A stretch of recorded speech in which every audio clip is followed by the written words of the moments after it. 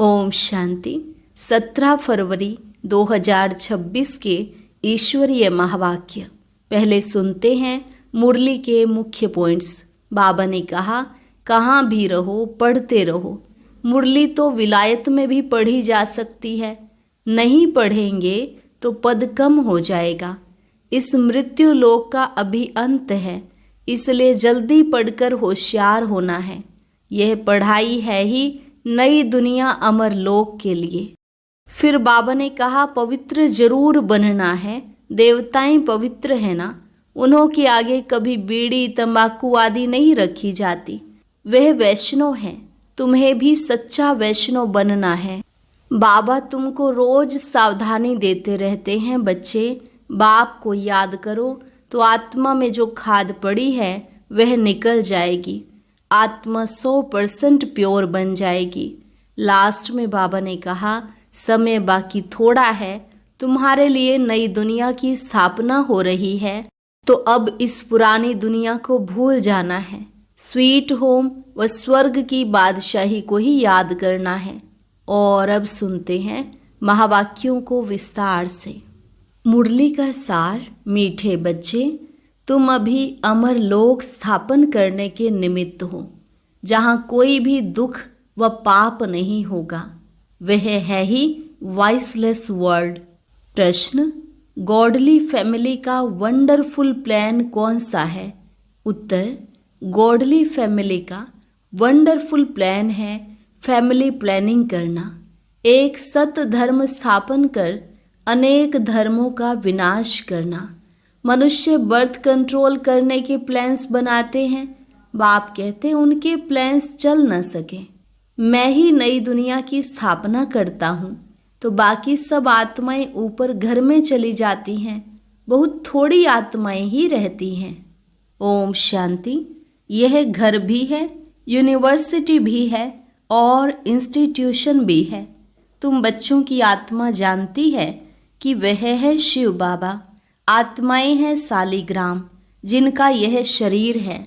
शरीर नहीं कहेगा हमारी आत्मा, आत्मा कहती है हमारा शरीर। आत्मा है अविनाशी, शरीर है विनाशी। अभी तुम अपने को आत्मा समझते हो। हमारा बाबा शिव है, वह है सुप्रीम फादर। आत्मा जानती है वह हमारा सुप्रीम बाबा भी है, सुप्रीम टीचर भी है, सुप्रीम गुरु भी है। भक्ति मार्ग में भी बुलाते हैं ओ गॉड फादर। मरने समय भी कहते हैं हे भगवान, हे ईश्वर। पुकारते हैं ना, परंतु किसकी बुद्धि में यथार्थ रीति बैठता नहीं है। फादर तो सब आत्माओं का एक हो गया। फिर कहा जाता है हे पतित पावन, तो गुरु भी हो गया। कहते हैं दुख से हमको लिबरेट कर शांति धाम में ले जाओ, तो बाप भी हुआ, फिर पतित पावन सतगुरु भी हुआ। फिर सृष्टि चक्र कैसे फिरता है, मनुष्य 84 जन्म कैसे लेते हैं, वह बेहद की हिस्ट्री ज्योग्राफी सुनाते हैं। इसलिए सुप्रीम टीचर भी हुआ। अज्ञान काल में बाप अलग, टीचर अलग, गुरु अलग होते हैं। यह बेहद का बाप, टीचर, गुरु एक ही है। कितना फर्क हो गया। बेहद का बाप बेहद का वर्षा देते हैं बच्चों को, वह भी हद का वर्षा देते हैं। पढ़ाई भी हद की है।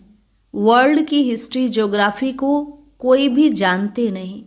यह किसको पता नहीं है लक्ष्मी नारायण ने राज्य कैसे पाया, कितना समय वह राज्य चला। फिर त्रेता के राम सीता ने कितना समय राज्य किया, कुछ नहीं जानते। अभी तुम बच्चे समझते हो बेहद का बाप आए हैं हमको पढ़ाने। फिर बाबा सदगति का रास्ता बताते हैं। तुम 84 जन्म लेते लेते पतित बनते हो, अब पावन बनना है। यह है तमो प्रधान दुनिया। सतो रजो तमो में हर चीज आती है।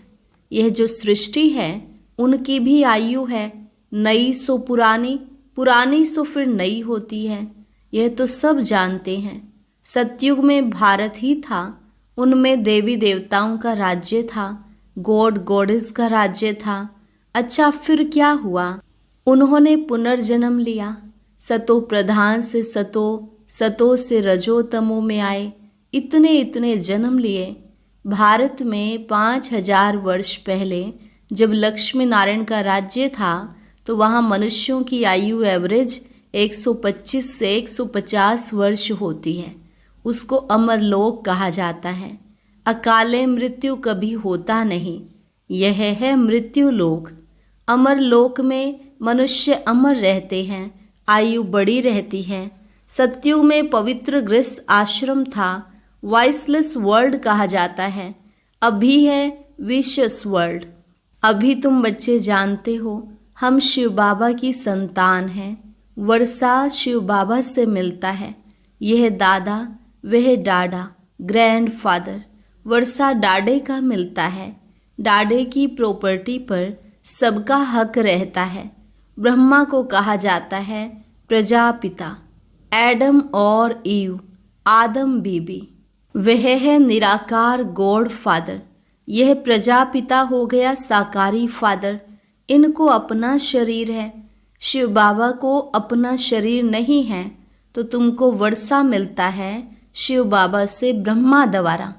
डाडे की मिल्कियत मिलेगी तो बाप द्वारा ना। शिव बाबा से ब्रह्मा द्वारा तुम फिर मनुष्य से देवता बन रहे हो।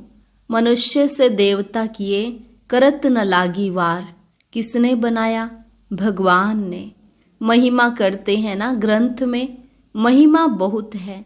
जैसे बाबा कहते हैं अल्फ को याद करो तो बेबादशाही तुम्हारी। गुरु नानक भी कहते जब साहेब को तो सुख मिले। उस निराकार अकाल मूर्त बाप की ही महिमा गाते हैं। बाप कहते हैं मुझे याद करो तो सुख मिले। अभी बाप को ही याद करते हैं। लड़ाई पूरी होगी फिर लक्ष्मी नारायण के राज्य में एक ही धर्म होगा। यह समझने की बातें हैं। भगवानोवाच, पतित पावन ज्ञान का सागर भगवान को कहा जाता है। वही दुख हरता सुख करता है। जब हम बाप के बच्चे हैं तो जरूर हम सुख में होने चाहिए। बरोबर भारतवासी सतयुग में थे, बाकी सब आत्माएं शांति धाम में थी। अभी तो सब आत्माएं यहाँ आ रही हैं। फिर हम जाकर देवी देवता बनेंगे, स्वर्ग में पार्ट बजाते हैं। यह पुरानी दुनिया है दुख धाम, नई दुनिया है सुख धाम। पुराना घर होता है तो फिर उनमें चूहे सर्प आदि निकलते हैं। यह दुनिया भी ऐसी है। इस कल्प की आयु 5000 वर्ष है। अभी है अंत। गांधी जी भी चाहते थे नई दुनिया नई दिल्ली हो, राम राज्य हो, परंतु यह तो बाप का ही काम है। देवताओं के राज्य को ही राम राज्य कहते हैं। दुनिया में तो जरूर लक्ष्मी नारायण का राज्य होगा। पहले तो राधे कृष्ण दोनों अलग अलग राजधानी के हैं, फिर उन्हों की सगाई हुई तो लक्ष्मी नारायण बनते हैं। जरूर इस समय ऐसे कर्म करते होंगे। बाप तुमको कर्म अकर्म विकर्म की गति बैठ समझाते हैं। रावण राज्य में मनुष्य जो कर्म करेंगे वह कर्म विकर्म बन जाते हैं। सतयुग में कर्म अकर्म होते हैं। गीता में भी है परंतु नाम बदल लिया है। यह है भूल। कृष्ण जयंती तो होती है सतयुग में। शिव है निराकार परम पिता। श्री कृष्ण तो साकार में है। पहले शिव जयंती होती है, फिर श्री कृष्ण जयंती भारत में ही मनाते हैं। शिवरात्रि कहते हैं। बाप आकर भारत को स्वर्ग का राज्य देते हैं। शिव जयंती के बाद है कृष्ण जयंती। उनके बीच में होती है राखी, क्योंकि पवित्रता चाहिए। पुरानी दुनिया का विनाश भी चाहिए। फिर लड़ाई लगती है तो सब खत्म हो जाते हैं। फिर तुम आकर नई दुनिया में राज्य करेंगे। तुम इस पुरानी दुनिया मृत्यु लोक के लिए नहीं पढ़ते हो। तुम्हारी पढ़ाई है ही नई दुनिया अमर लोक के लिए। ऐसा तो कोई कॉलेज नहीं होगा। अब बाप कहते हैं इस मृत्यु लोक का अंत है, इसलिए जल्दी पढ़कर होशियार होना है। वह बाप भी है, पतित पावन भी है, पढ़ाते भी हैं। तो यह गॉड फादरली यूनिवर्सिटी है। भगवानुवाच है ना। कृष्ण तो सतयुग का प्रिंस है, वह भी शिव बाबा से वर्षा लेते हैं। इस समय सब भविष्य के लिए वर्षा ले रहे हैं। फिर जितना पढ़ेंगे उतना वर्षा मिलेगा, नहीं पढ़ेंगे तो पद कम हो जाएगा। कहाँ भी रहो पढ़ते रहो। मुरली तो विलायत में भी जा सकती है। बाबा रोज सावधानी भी देते रहते हैं, बच्चे बाप को याद करो, इससे तुम्हारे विकर्म विनाश होंगे।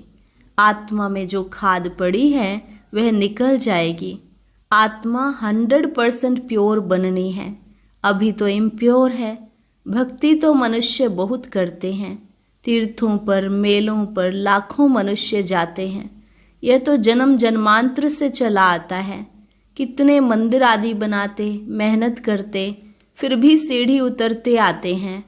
अभी तुम जानते हो हम चढ़ती कला से सुख धाम में जाएंगे, फिर हमको उतरना है। फिर कला कमती होती जाती है। नए मकान का 10 वर्ष के बाद भव का जरूर कम हो जाएगा। तुम नई दुनिया सतयुग में थे, 1250 वर्ष के बाद राम राज्य शुरू हो गया। अभी तो बिल्कुल ही तमो प्रधान है। मनुष्य कितने हो गए हैं, दुनिया पुरानी हो गई है। वे लोग तो फैमिली प्लानिंग के प्लान बनाते रहते हैं, कितना मूंझते रहते हैं। हम लिखते हैं यह तो गॉड फादर का ही काम है। सतयुग में 9-10 लाख मनुष्य जाकर रहेंगे, बाकी सब अपने घर स्वीट होम में चले जाएंगे। यह गॉडली फैमिली प्लानिंग है। एक धर्म की स्थापना, बाकी सब धर्मों का विनाश। यह तो बाप अपना काम कर रहे हैं। वह कहते हैं विकार में भले जाओ परंतु बच्चा ना हो। ऐसा करते करते होगा कुछ भी नहीं। यह प्लानिंग तो बेहद बाप के हाथ में है। बाप कहते हैं मैं ही दुख धाम से सुख धाम बनाने आया हूँ।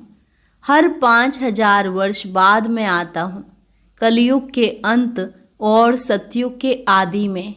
अभी यह है संगम, जबकि पतित दुनिया से पावन दुनिया बनती है। पुरानी दुनिया का विनाश और नई दुनिया की स्थापना, यह तो बाप का ही काम है। सतयुग में था ही एक धर्म। यह लक्ष्मी नारायण विश्व के मालिक महाराजा महारानी थे, यह भी तुम जानते हो। यह माला किसकी बनी हुई है? ऊपर में है फूल शिव बाबा, फिर है युगल दाना ब्रह्मा सरस्वती। उन्हों की यह माला है जो विश्व को नर्क से स्वर्ग, पतित से पावन बनाते हैं। जो सर्विस करके जाते हैं उन्हों की ही याद रहती है। तो बाप समझाते हैं यह सतयुग में पवित्र थे ना, प्रवृत्ति मार्ग पवित्र था। अभी तो पतित हैं, गाते भी हैं पतित पावन आओ, आकर हमको पावन बनाओ। सतयुग में थोड़े ही ऐसे पुकारेंगे। सुख में कोई भी बाप का सिमरन नहीं करते हैं, दुख में सब सिमरन करते हैं। बाप है ही लिबरेटर, रहम दिल, ब्लिसफुल, आकर सबको मुक्ति जीवन मुक्ति देते हैं। बुलाते भी उनको हैं, आकर स्वीट होम में ले चलो। अभी सुख है नहीं, यह है प्रजा का प्रजा पर राज्य। सतयुग में तो राजा रानी प्रजा होते हैं। बाप बताते हैं तुम कैसे विश्व के मालिक बनते हो। वहाँ तुम्हारे पास अथाह अनगिनत धन रहता है। सोने की ईंटों के मकान बनते हैं, मशीन से सोने की ईंटें निकलती रहती हैं, फिर उसमें भी हीरे जवाहरों की जड़ित करते हैं। द्वापर में भी कितने हीरे थे जो लूट कर ले गए। अभी तो कुछ सोना दिखाई ही नहीं पड़ता है, यह भी ड्रामा में नोंद है। बाप कहते हैं मैं हर 5000 वर्ष बाद आता हूँ। पुरानी दुनिया के विनाश के लिए यह एटॉमिक बॉम्ब शादी बने हैं। यह है साइंस। बुद्धि से ऐसी ऐसी चीज़ें निकाली हैं जिससे अपने ही कुल का विनाश करेंगे। यह कोई रखने के लिए थोड़े ही बनाते हैं, यह रिहर्सल होती रहेगी। जब तक राजधानी स्थापन नहीं हुई है तब तक लड़ाई नहीं लग सकती।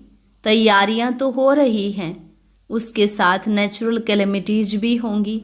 इतने आदमी होंगे नहीं। अब बच्चों को इस पुरानी दुनिया को भूल जाना है। बाकी स्वीट होम, स्वर्ग की बादशाही को याद करना है। जैसे नया घर बनाते हैं तो फिर बुद्धि में नया घर ही याद रहता है ना।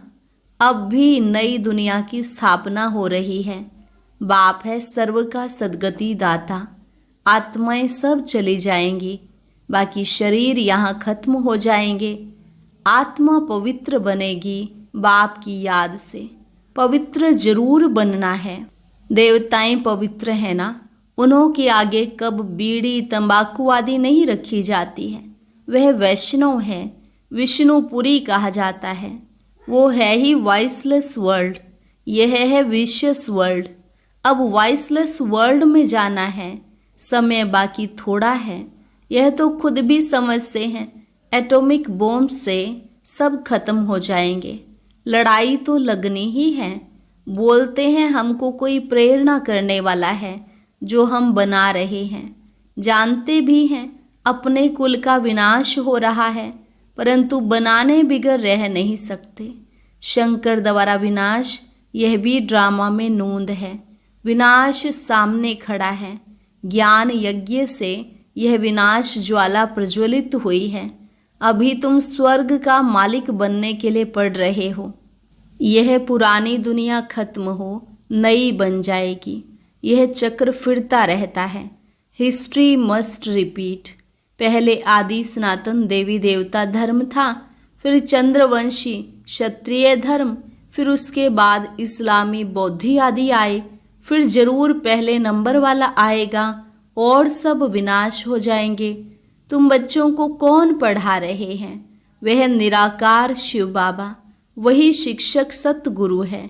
आने से ही पढ़ाई शुरू करते हैं।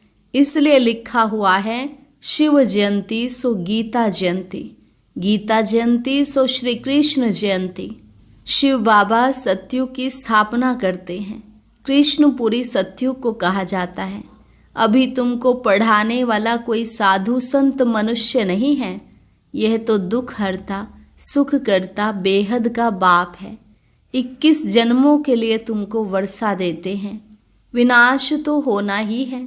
इस समय के लिए ही कहा जाता है, किनकी दबी रही धूल में किनकी राजा खाए। चोराकारी भी बहुत होगी, आग भी लगनी है। इस यज्ञ में सब स्वाहा हो जाएंगे।